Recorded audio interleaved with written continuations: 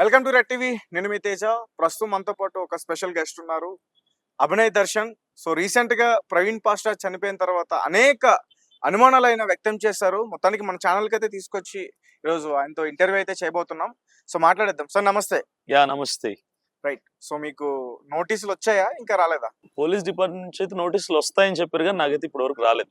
Present రాలేదు. Sir ఏంటి అసలు ప్రవీణ్ పాస్టర్ చనిపోయిన తర్వాత మీరు గాని మీ పాస్టర్స్ అందరూ గాని వాళ్ళ ఫ్యామిలీ వద్దన్నా సరే కావాలని రెచ్చగొట్టి కేసు పెట్టి ఇచ్చే ప్రయత్నం చేశారని చెప్తున్నారు. ఎవరిని రెచ్చగొట్టట్లేదండి. మేము రెచ్చగొట్టట్లేదు. మేము ఏంటంటే ప్రజల్లో ఉన్నటువంటి అనుమానాలని వాటిని క్లారిఫై చేస్తూ ఉన్నాం. ఎందుకంటే ఇప్పుడు రెండు రాష్ట్రాల్లో ఉన్నటువంటి క్రైస్తవ సమాజం అంతా కూడా పలు అనుమానాలు వ్యక్తపరుస్తున్నారు. ఆ సంఘటనా స్థలంలో, ఆయన మరణించినటువంటి సంఘటనా స్థలంలో ఎవరెవరైతే చూశారో ఆ ఫోటోగ్రాఫ్స్ అన్ని కూడా సర్క్యులేట్ అయిపోయి, టోటల్ 2 states కూడా సర్క్యులేట్ అయిపోయిన తర్వాత ప్రతి ఒక్కరు కూడా అనాలిసిస్ చేస్తున్నారు, డీప్ ఇన్వెస్టిగేట్ చేస్తున్నారు వాళ్ళ పర్సనల్ వ్యూలో. చూసినప్పుడు ఇది యాక్సిడెంట్ అయి ఉండదు. డాక్టర్స్ కూడా ఇది యాక్సిడెంట్ అయితే కాదు, పెద్ద పెద్ద అడ్వకేట్స్ కూడా ఇది అయితే యాక్సిడెంట్ కాదు, మంచి మేధావులు కూడా అంటున్నారు ఇది యాక్సిడెంట్ అయితే కాదు, దీని వెనకాల వేరే కారణం ఏదైనా ఉండొచ్చు, మర్డర్ అయి ఉండే ఛాన్సెస్ ఎక్కువ ఉన్నాయని everyone use to speak like that only. ఆ రోజు యాక్సిడెంట్ కాదన్నారు, తర్వాత సీసీటీవీ ఫుటేజ్ రిలీజ్ అయిన తర్వాత అసలు ప్రవీణ్ గారే కాదంటున్నారు. Yes, exactly. Royal Enfield bike మీద ఆయన కొవ్వూరు టోల్ ప్లాజా దగ్గర బైక్ లో వెళ్తున్నట్టుగా ఒక ఫుటేజ్ తీశారు. సెకండ్ ఫుటేజ్ ఏంటి, ఎక్కడైతే ప్రమాదం జరిగింది, ఆయన మరణించాడో ఆ రోడ్ మీద అదే రాయల్ ఎన్ఫీల్డ్ బైక్ లో వెళ్తూ నైట్ టైం పడిపోయినట్టుగా అక్కడ డస్ట్ రిలీజ్ అయినట్టుగా చూపించారు. ఈ రెండు ఫుటేజెస్ తీశారు. ఈ రెండు ఫుటేజెస్ లో మాకున్నటువంటి డౌట్స్ ఏంటంటే, ఫస్ట్ పాయింట్ ఏంటంటే ఫేస్ ఎక్కడ కూడా రికగ్నైజ్ చేయడానికి వీలు లేకుండా చీకటి ఒకటి, హెల్మెట్, మాస్క్ ఒకటి కవర్ చేస్తుంది. రెండో డౌట్ ఏంటంటే, రాయల్ ఎన్ఫీల్డ్ చాలా హైట్ గా ఉంటుంది. ఆ బండి మీద నేను కూర్చుంటే కూడా నా హైట్ 5'7", నేను ఆ బండి మీద కూర్చుంటే కాళ్ళు అందవు కిందికి, ఇలా పెట్టాలి కాళ్ళు, టో మీద అయితే అందుతాయి, ఫుల్ గా కాళ్ళు అయితే ఫుట్ పెట్టలేం. అలాంటిది ప్రవీణ్ పగడాల గారు కూడా 5.7, 5.8 హైట్, నార్మల్ హైట్ ఆయన కూడా, నా హైట్ ఉంటారు. కానీ ఆ టోల్ ప్లాజా దగ్గర, కొవ్వూరు టోల్ ప్లాజా దగ్గర ఫుటేజ్ తీసుకుంటే క్లియర్ గా ఆ మనిషి ఎవరైతే ఆ బండి మీద ఉన్నాడో ఫుట్ కంప్లీట్ గా ఫ్లోర్ మీద, రోడ్ మీద ఫుట్ ఇలా పెట్టడం కాకుండా ఇంకా లెగ్ ఇలా బెండ్ చేసుకొని ఉన్నాడు. అంటే అతను చాలా హైట్ ఉన్నాడు, అంటే 6.1 ఉండొచ్చు, లేదా 6.2 కూడా ఉండొచ్చు. దీన్ని బట్టి అక్కడ ప్రవీణ్ పగడాల గారు కాదు అన్నటువంటి అనుమానం ఉంది. ఇక రెండవ ఫుటేజ్ లో చూస్తే అది కంప్లీట్ చీకటి, అక్కడ అసలు రాయల్ ఎన్ఫీల్డ్ బైక్ అని కూడా రికగ్నైజ్ చేసేలాగా లేదు. ఇక మనిషి అయితే పూర్తి కనిపించట్లే. ఇప్పుడు జనాలందరూ కూడా ఏమనుకుంటున్నారంటే సార్, ఫస్ట్ ఏమో అసలు యాక్సిడెంటే కాదన్నారు, మర్డర్ అన్నారు. సరే, వాళ్ళకి అనుమానాలు ఉండడంలో తప్పలేదు ఒప్పుకోవచ్చు. కానీ సీసీటీవీ ఫుటేజ్ రిలీజ్ అవ్వడం, అందులోకి అతను డ్రింక్ చేస్తున్న ఫుటేజెస్ రిలీజ్ అవ్వడం, సో అంటే ఇది వచ్చిన తర్వాత వాళ్ళందరూ ఏమనుకుంటున్నారంటే, అంటే ఈ పాస్టర్ ఎక్కడ తాగడానికి రిపోర్ట్ వస్తుందని చెప్పేసి వీళ్ళకి అంటే మళ్ళీ ఒక క్రైస్తవ సమాజానికి మొత్తం కూడా ఇది అవమానంగా ఉంటదని చెప్పేసి దానికోసం అసలు ప్రవీణ్ పాస్టర్ కాదనే అని చెప్పే ప్రయత్నాలు చేస్తున్నారు. ఇప్పుడు నేను ఒకటి క్లారిటీ ఇస్తాను. ఎక్కడ ఆయన క్రేజ్ పోతుందో, ఆయన డిగ్రేడ్ అవుతాడో అని కాదు, ఎవరైతే ఈ ప్రయత్నాలు చేస్తున్నారో ఈ ఫుటేజ్ తీయటం అంతా కూడా, వీళ్ళు ఆల్రెడీ భౌతికంగా ఆయన చనిపోయాడు, ఆయన లేడు. ఏ రకంగా అయినా సరే చనిపోయాడు, మనిషి అయితే లేడు. శారీరకంగా హీ వాజ్ డెడ్, ఆయన ఎక్స్పైర్ అయిపోయాడు. ఇప్పుడు ప్రజలందరి మనసులో, క్రైస్తవుల మనసులో ఆయన ఉన్నాడు. ప్రవీణ్ పగడాల అంటే ఆయన మీద ఉన్నటువంటి ఒక స్టాంప్ ఏంటంటే మంచి వ్యక్తి, లక్షల మందికి ఒక ఇన్స్పిరేషన్ ఇచ్చినటువంటి వ్యక్తి, అలా బ్రతకాలి, అలా సేవ చేయాలి, ఆయనలా జీవించాలన్నటువంటి ఒక గుడ్ సైడ్ మార్క్ ఉంది ఆయన మీద. కాకపోతే ప్రజల మనసులో కూడా మానసికంగా కూడా ఆయన చంపేయాలని, ఆయన్ని కంప్లీట్ గా డిగ్రేడ్ చేసేసి, ప్రవీణ్ పగడాల అంటే హిస్టరీలో, చరిత్రలో ఆయన ఒక తాగుబోతుగా చిత్రీకరించేసి, ఆయన ద్వారా లక్షల మంది ఇన్ఫ్లుయెన్స్ ఎవరైతే అయ్యారో వాళ్ళందరూ కూడా ఇలాంటోడి మాటలు మేమిన్నామని చెప్పి కంప్లీట్ గా ఆయన నుంచి బ్యాక్ స్టెప్ తీసుకోవడమే కాకుండా క్రిస్టియానిటీ గురించి కూడా వెళ్ళిపోవటానికి అవకాశాలు ఉన్నాయి. ఈ ప్రయత్నాలన్నీ కూడా ఎవరో కుట్ర పని చేస్తున్నారు. అందుకే అక్కడ ప్రవీణ్ పగడాల గారు కాదు అనడానికి కూడా ఎన్నో డీటెయిల్డ్ గా మేము చూపిస్తున్నాం ఫుటేజ్ అన్ని. ఇప్పుడు ప్రవీణ్ మనకి విజువల్ లో ఎక్కడ కూడా హెల్మెట్ తీయలేదు, మాస్క్ తీయలేదు. ఎగ్జాక్ట్లీ. అంటే మీరేమంటారు, అలా తీయలేదు కాబట్టి అంటే అతని ఫేస్ ఎక్కడ తెలిసిపోతుంది నకిలీ ప్రవీణ్ అని చెప్పేసి తీయలేదని మీరు అంటారు, అవునా? అది కాదు. మరి ఫస్ట్ డౌట్ ఏంటంటే, ప్రవీణ్ పగడాల గారి ఫుటేజ్ తీయాలంటే ఎక్కడ వెతకాలి? చర్చెస్ లో వెతకాలి, లేదా పాస్టర్స్ కి ఫోన్ చేయాలి, లేదా ఆయన రిలేటివ్స్ లో వెతకాలి, లేదా రోడ్డు మీద ట్రావెల్ చేస్తున్న ఫుటేజ్ వెతకాలి. అసలు ఆయనని వైన్ షాప్ ఫుటేజ్ లో వెతకాల్సిన అవసరం ఏంటి? లిక్కర్ మార్ట్ ఫుటేజ్ వెతకాల్సిన అవసరం ఏంటి? ఆయన తాగుతున్నట్టు గాని తాగుబోతుగా గాని ఎవరైనా చెప్పారా? ఎవరైనా చూసారా? అలాంటి ఎక్స్పీరియన్స్ ఎక్కడ లేదు. గతంలో ఆయన తాగి పడిపోయినట్టు కూడా ఎవరు చెప్పలేదు, ఎవరు చూడలేదు. ఆయన పని అంతా ఏంటంటే సువార్త చేయటం, మీటింగ్స్కి వెళ్ళటం, సెమినార్స్ లో మాట్లాడటం, బైబిల్ కాలేజ్ లో మాట్లాడటం. ఎందుకు ఈ ఫుటేజ్ ఎవరైతే తీస్తున్నారో ఛానల్స్ వాళ్ళు కానీ డిపార్ట్మెంట్ వాళ్ళు కానీ ఎందుకు వైన్ షాప్స్ లో వెతకాల్సిన అవసరం వచ్చింది? ఇది మా క్వశ్చన్. రెస్టారెంట్స్ లో వెతకచ్చు కదా, లేదంటే హోటల్స్ లో వెతకచ్చు కదా. ముందే పోలీసులకి రిపోర్ట్ ఉందేమో, అంటే అక్కడ పోస్ట్ మార్టం ఇది మాకు చెప్పలేదు కదా. అంటే ప్రెస్ మీట్ లో చెప్పలేదు కానీ ఒకవేళ అనుమానం ఉందేమో, చెక్ చేశారేమో. అనుమానం ఉన్నప్పుడు వాళ్ళు చెప్పాలి కదా. సరే, ఇంకో విషయానికి వస్తే ఇప్పటి వరకు వైన్ షాపుల్లో ఫుటేజ్లు అన్ని తీశారు. అంటే ఇంకా ఆయన ఎక్కడ లేవు ఆయన ఫుటేజెస్. అంటే ఈ మార్గ మధ్యంలో హైదరాబాద్ నుంచి రాజమండ్రి వరకు ఎక్కడ నీళ్లు తాగటానికి ఆగలేదు. సార్, ముందు ఆయన సీసీటీవీ ఫుటేజ్ బయటకు వచ్చినప్పుడు నార్మల్ గా బండి తూలుతుంది, అది వచ్చింది బయటికి. ఓకే, ఈ వైన్స్ కి వెళ్ళింది రాలేదు కదా. సో అంటే ఆయన బండి తూలుతూ వచ్చింది కాబట్టి ఇతను డ్రింక్ చేసాడేమో అని ఆ రకంగా తీసుండొచ్చు కదా బయటికి. ఓకే ఓకే ఓకే బాటిల్ కొన్నట్టు చూపించారు, ఎక్కడ తాగాడో చూపించారా? కొన్నాడు తాగుతాడు కదా ఖచ్చితంగా.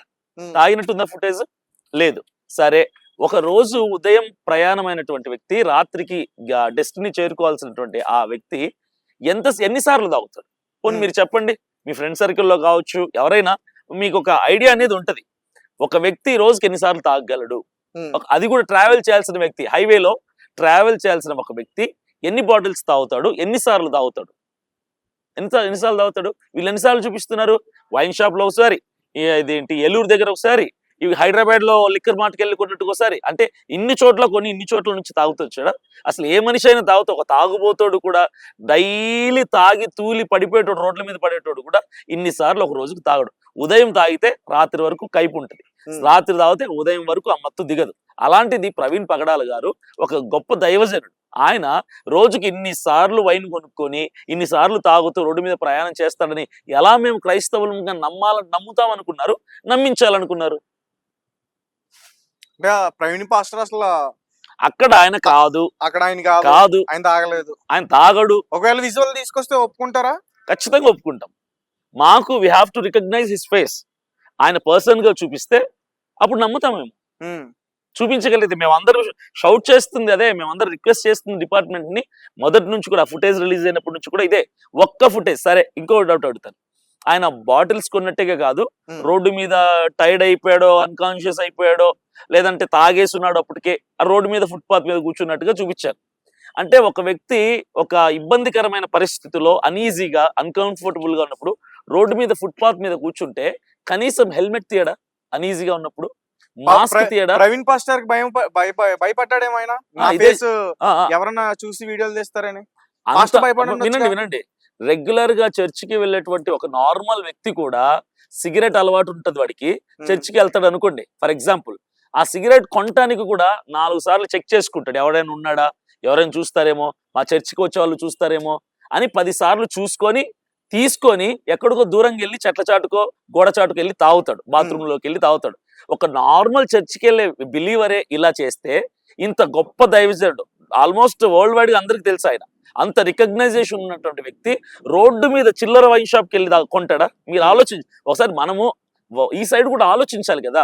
ఆయన పర్సనాలిటీని బట్టి, ఆయనకున్నటువంటి ఫేమ్ ను బట్టి, ఆయనకున్న పాపులారిటీ, ఆయనకున్న స్టేచర్ ఎలాంటిది, వీటన్నిటిని బట్టి ఆలోచించి చూస్తే ఆ రోడ్డు మీద కొనాల్సినటువంటి అవసరత ఆయనకు లేదు.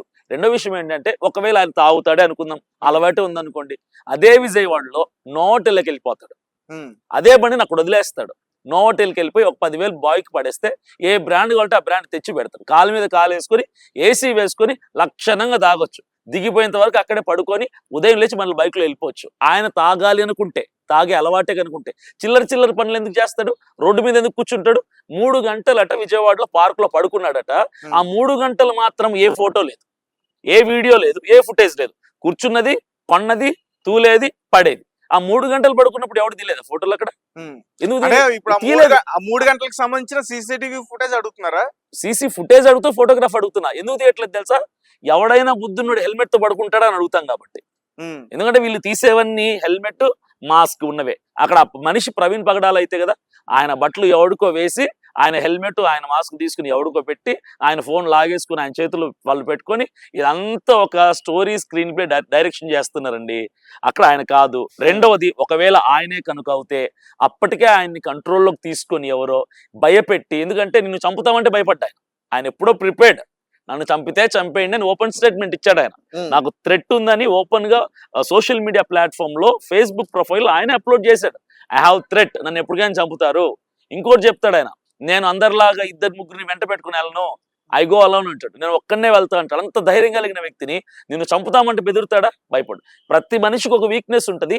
ఈయనకి ఏ వీక్నెస్ ఉందో మరి, ఫ్యామిలీ అంటేనో, వైఫ్ అంటేనో, పిల్లలు అంటేనో, ఏ వీక్నెస్ మీద కొట్టి భయపెట్టి ఆయన కంట్రోల్లోకి తీసుకున్నారు చెప్పలేం కదా.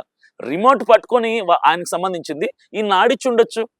నువ్వు అక్కడికి వెళ్ళు, అటు వెళ్ళాలి, బండి ఊగాలి, కింద పడాలి, ఆ రోడ్డు మీద కూర్చోవాలి, పార్క్ లో పడుకోవాలి, చెప్పారేమో కంట్రోల్లోకి తీసుకొని. రైట్ సార్, చెప్పలేం కదా. మీరు చెప్పినట్టే నేను అనుకుంటా, బండి ఊగడం ఇవన్నీ కూడా చెప్పి చేయించారేమో. ఓకే. అంటే ఏ వ్యక్తి కూడా వెళ్తున్న లారీ కిందకి వెళ్ళి స్టంట్ చేస్తాడని నేనైతే అనుకోవట్లేదు సార్.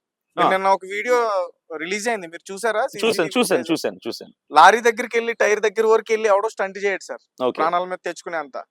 లేదంటే అది కూడా మీరు స్క్రిప్టెడ్ అంటారు. అక్కడ కూడా ఒక లారీని పెట్టారు, కావాలని ముందే చెప్పి ఆ లారీ కిందకి వెళ్ళమని చెప్పి ఎవరన్నా చెప్తారా సార్? ఒకటి చెప్పనా, అంటే గతంలో ఒక ఇందిరాగాంధీ గారిని చంపినది కానీ ఇంకోటి ఎలా చేశారు?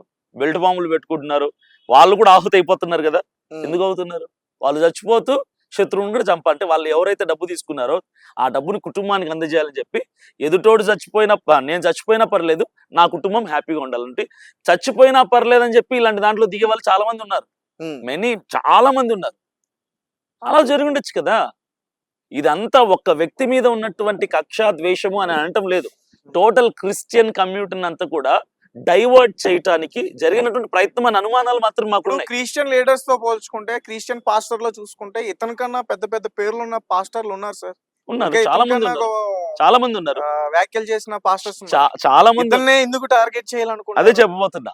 చాలా మంది ఇతనికంటే పెద్ద పెద్ద పాస్టర్లు ఉన్నారు. వాళ్ళందరూ చేసేది ఏంటంటే బైబిల్ ని బోధిస్తారు.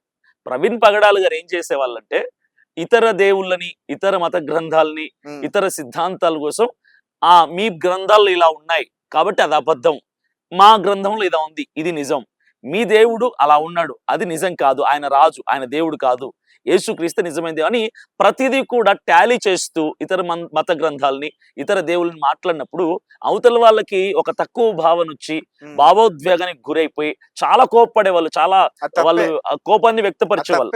ఇలా మిస్టేక్ అయితే మిస్టేకే. ప్రవీణ్ పగడాల గారే కాదు, నేను మాట్లాడినా కూడా తప్పే. నా సిద్ధాంతం ఏంటంటే, నా సిద్ధాంతమే కదా, రానున్న రోజుల్లో పాస్టర్లు ఎవరెవరైతే ఇతర గ్రంథాలని, ఇతర దేవుళ్ళ కోసం మాట్లాడతారో మనం వాళ్ళని కించపరిచి మాట్లాడాల్సినటువంటి అవసరత లేదు. ఎందుకంటే మన గ్రంథం మనం గొప్పగా చెప్పుకుందాం, మన దేవుని మనం గొప్పగా ప్రకటించుకుందాం, తప్పులేదు. అది మనకు స్వతంత్రం ఇచ్చినటువంటి, మన రాజ్యాంగం కల్పించినటువంటి స్వతంత్రం, మనకు ఫ్రీడమ్ ఉంది, హక్కు ఉంది, అర్హత ఉంది. కానీ ఇతరుల నమ్మకాన్ని, ఇతరుల మతాలని, ఇతరుల దేవుళ్ళని మనం తక్కువ చేసి మాట్లాడడం సబబు కాదు, కరెక్ట్ కూడా కాదు. ఎవరైనా ఒక వ్యక్తిని మూగోడు ఉంటాడు, అరే మూగోడు అంటేనే కోపం వస్తుంది. ఒక నమ్మకాన్ని మనము ఎప్పుడు కూడా విమర్శించినప్పుడు అవతల వాడికి కోపం వస్తుంది ఫస్ట్.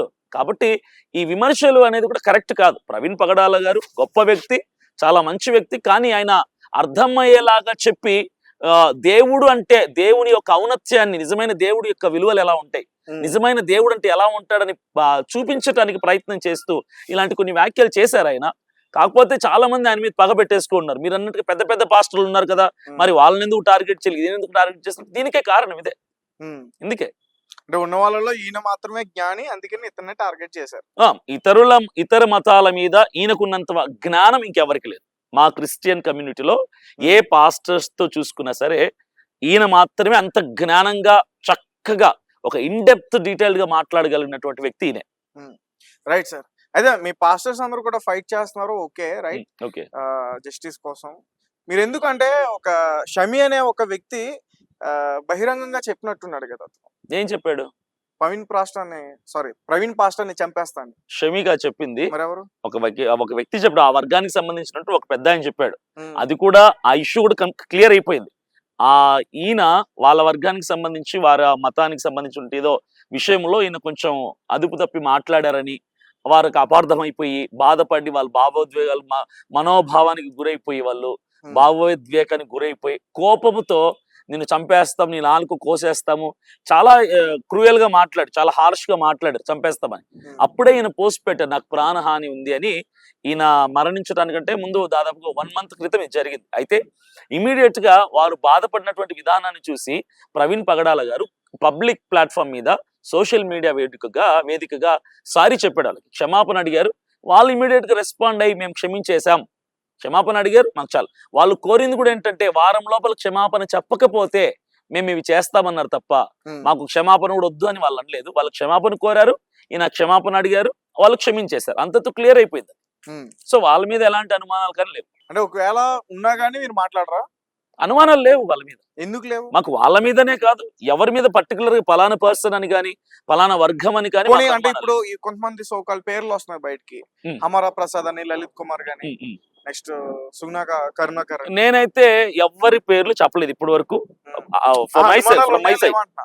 అనుమానాలు ఉన్నాయా? నాకు ఎవరి మీద అనుమానం లేదు. పర్టికులర్ గా పలానా కరుణాకరో అమరా ప్రసాదో లేదంటే లలిత్ కుమార్ ఎవరి మీద నాకు అనుమానం ఛాన్సే లేదు. ఎందుకంటే ఒకటే ప్రశ్న మిమ్మల్ని అడుగుతాను, గతంలో అంటే మీరు పుట్టిన సంవత్సరం నాకు తెలియదు, చరిత్రని కనుక తీసుకుంటే 100 సంవత్సరాల చరిత్రను వెనక్కి తవ్వితే ఏ క్రైస్తవుడు, ఏ క్రైస్తవ వర్గం, ఏ పాస్టర్లు ఎవరిని హతమార్చినట్టుగా చరిత్ర లేదు.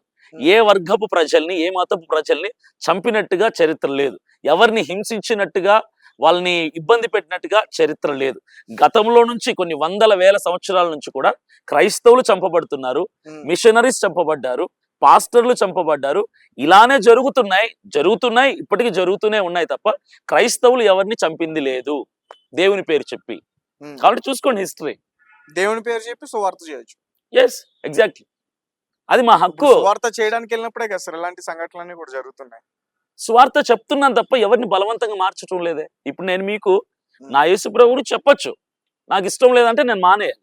ఇష్టం లేదన్నా చెప్పడం తప్పు, నాకు వద్దు అన్నా చెప్పడం తప్పు, నా ఇంటికి రావద్దు అన్నా వచ్చి చెప్పడం తప్పు, అంతే తప్ప